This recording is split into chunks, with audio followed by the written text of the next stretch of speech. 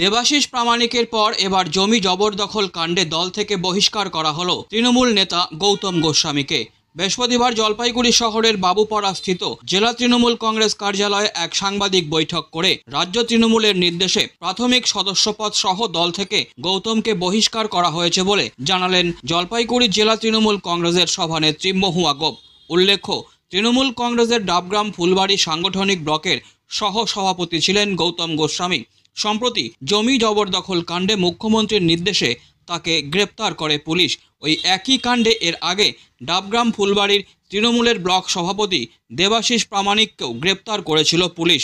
ধৃত দুই তৃণমূল নেতাই বর্তমানে পুলিশ হেফাজতে রয়েছে। আপনারা দেখেছেন এর আগেও রাজ্য তৃণমূল কংগ্রেসের কমিটির মাননীয় সভাপতির নির্দেশক্রমে এর আগেও জলপাইগুড়ি জেলায় আমাদের ডাবগ্রাম ফুলবাড়ি যে ব্লক, তার ব্লক সভাপতিকে যে বহিষ্কার, প্রাথমিক সদস্য পদ সহ তার বহিষ্কারের কথা যেমন জানানো হয়েছে, তেমনি ইতিমধ্যে আপনারা জানলেন যে আমাদের ওই ব্লকেরই সহসভাপতি গৌতম গোস্বামী, তিনিও এই মাননীয় মুখ্যমন্ত্রীর নির্দেশক্রমে যে বেআইনি জমি দখল বিভিন্ন বিষয় নিয়ে যে প্রক্রিয়া শুরু হয়েছে প্রশাসনের পক্ষ থেকে, সেই একই সূত্র ধরে তিনিও এখন পুলিশের হেফাজতে রয়েছেন।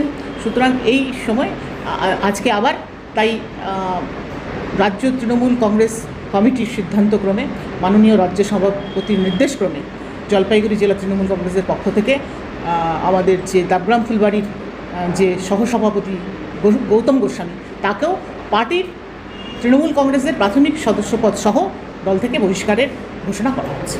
Disclaimer. This channel may not promote any violent, harmful or legal activities. All content provided by this channel is meant for an educational purpose only.